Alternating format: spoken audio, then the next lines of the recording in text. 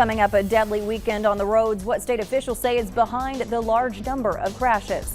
A fire breaks out at a tiny home in Fargo. Plus, could there finally be a pill to help with COVID symptoms? Valley News Live at 10 starts right now. This is Valley News Live at 10.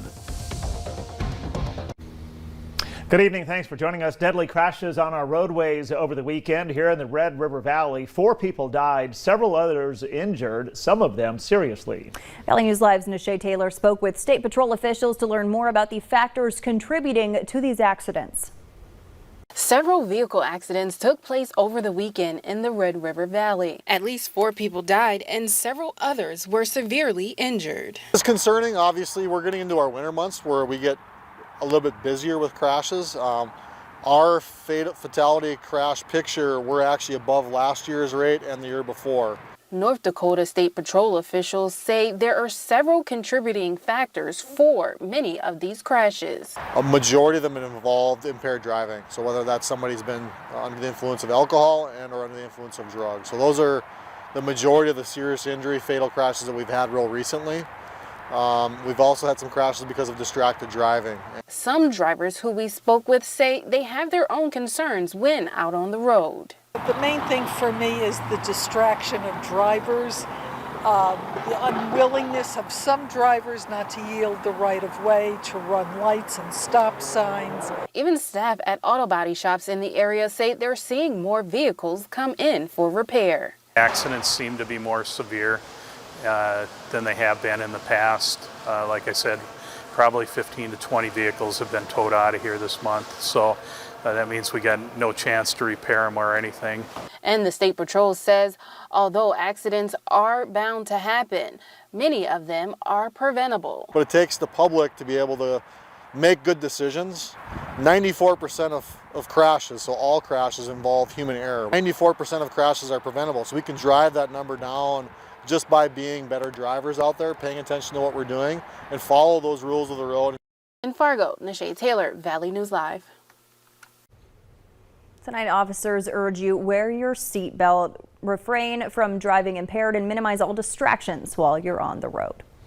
We have some other numbers to pass along tonight. 2 cities in the FM area are reporting an increase in the number of homicides. Fargo went from 5 murders reported in 2019 to 7 in 2020. Moorhead also saw an increase during the same time period, going from 0 murders to 3. West Fargo is the only city in the metro with no murders reported in 2019 and 2020. The city of Grand Forks went from 0 murders in 2019 to 4 murders in 2020. These numbers mirror a national trend. New crime stats from the FBI show a nearly 30% increase in the national murder rate last year. That's the largest single-year jump since the Bureau began reporting crime stats 60 years ago. Meanwhile, the Beltrami County Sheriff's Office needs your help with a homicide investigation. They say back on September 5th, they received a report of a shooting in the 11,000 block of Choke Cherry Drive. They've identified 29-year-old Warren Beaulieu as the victim. If you have any information, you're asked to contact the Beltrami County Sheriff's Office at the number on screen, 218-333-9111. New at 10, a battery charging unit to blame for a fire at a tiny house in Fargo. The blaze started just before 6 o'clock this evening in the 100 block of 21st Street South. Battalion Chief Jason Ness says the camper was filled with smoke and flames. He believes the charging unit initially caught fire. No one was hurt. A new antiviral pill could fight COVID-19. Pfizer now testing the drug, which we're told could possibly even prevent symptoms and limit transmission to people in a patient's household. There are at least 3 versions of the treatment being tested in clinical trials. Results could come as soon as late fall or winter. Well, for some people, there's confusion surrounding Pfizer's COVID-19 booster shots. Who can get one and should they? According to the CDC, you should get a booster if you receive the Pfizer vaccine for your initial doses and are over 65 or over 50 with chronic health problems. The booster is also recommended for frontline workers. Our VNL vaccine tracker can help you find a spot to get the booster or your first dose of the vaccine if you're looking. It's on the home page of our website, or you can open your phone camera and point it at the QR code on your screen, then tap the link that pops up. A woman has gone viral online after she says she used deworming pills and encourages everyone to do the same. But doctors across the country are urging you not to participate, saying there's no need. They also say it could cause long-term damage to your intestines. Parasitic infections in the United States are extremely rare. And that's solely because we are a developed country and we have good pasteurization. We don't eat raw meats. All of our water systems are clean. The doctor tells us the side effects of an actual parasitic infection range from extreme weight loss to abdominal pain, fever, and diarrhea. But she says even then, don't take your health into your own hands, urging you to head to a doctor's office instead of searching for remedies online. Republicans in the U.S. Senate slammed the brakes on a bill that suspends the U.S. debt limit and avoids a government shutdown. Today's vote on the House-passed bill was blocked in the Senate by a vote of 48 to 50. Democrats needed 10 Senate Republicans to advance the bill, and Republicans have repeatedly said Democrats have to address the debt limit on their own. The blocking of the vote means congressional Democratic leaders now have to come up with an alternative plan, and the clock is ticking. Government funding expires Thursday. As of now, there's been no word of a plan B. Voters in Grand Forks will decide on a school referendum tomorrow. Polls will be open from 7 a.m. until 7 p.m. at the Alara Center. At stake is a $10 million increase in the building fund. The tax impact per month, according to the district, is $3.75 per $100,000 of assessed property value. For much more information on that referendum, head to our website, valleynewslive.com, and click on this story. A West Fargo preschool and child care facility is shutting its doors due to the pandemic. A post by the business on Facebook reads, "With a heavy heart, the North Dakota Autism Center Incorporated shares news of the Puzzle Place preschool and child care discontinued service." The closure will happen October 15th. The co-founder of the North Dakota Autism Center says, in part, child care centers all over the state have been greatly impacted by COVID-19 and are struggling with maintaining the licensing requirements with staffing. Well, today the doors opened once again at Alina Health Clinic in Buffalo. Nearly 8 months ago, the clinic was the site of a mass shooting that killed medical assistant Lindsay Overbay and injured 4 others. Heidi Wigdahl shows us how patients and staff were welcomed back. Nearly 8 months after a mass shooting happened here in Buffalo, Alina Health Clinic has reopened its doors, welcoming back both patients and staff. Pretty emotional day for her and everyone involved. David Simonson's wife works at the clinic and was inside during the deadly shooting on February 9th. It's her first day back at Buffalo Crossroads.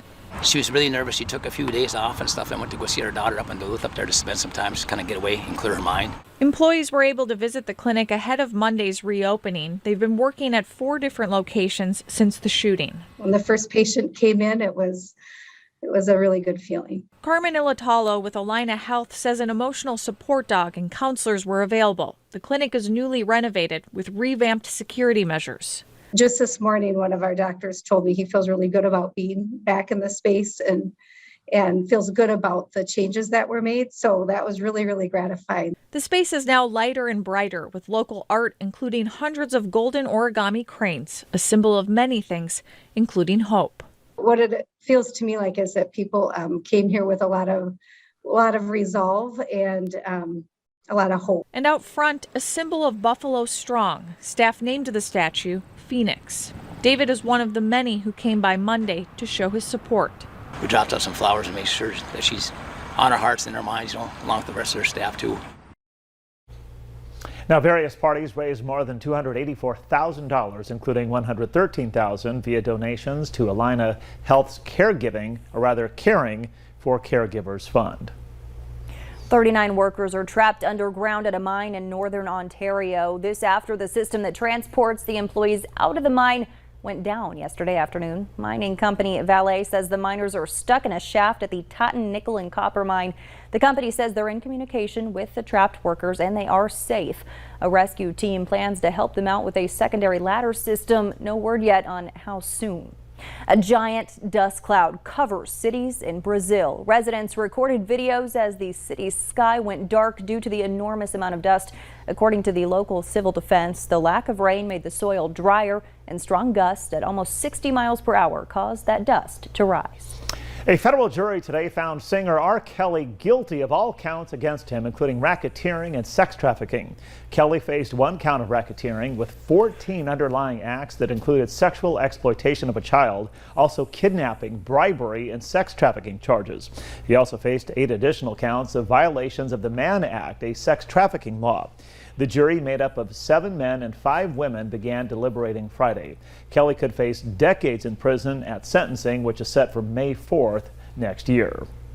Minnesota is taking advantage of federal funding to expand the number of households that qualify for its energy assistance program. The move, announced today by the State Department of Commerce, will make more than 500,000 Minnesota households income eligible for the program. It helps households pay for current and past due heating bills. It can also help with water and sewer bills and weatherization costs. Well, one company is hoping to offer a sweet deal to get more job applicants. Marvin will be at the both Scoop and Dough locations this coming Friday, offering a free scoop of ice cream or cookie dough to anyone who submits a job application. They're also giving away free scoops to anyone employed by a manufacturer who shows their employee badge. Marvin says they've increased starting pay to $18.50 an hour. More information and a link to online applications can be found on our website, valleynewslive.com. Simply click on this story. Every student has a strength. That's what the North Dakota Teacher of the Year says. We'll meet him a little later.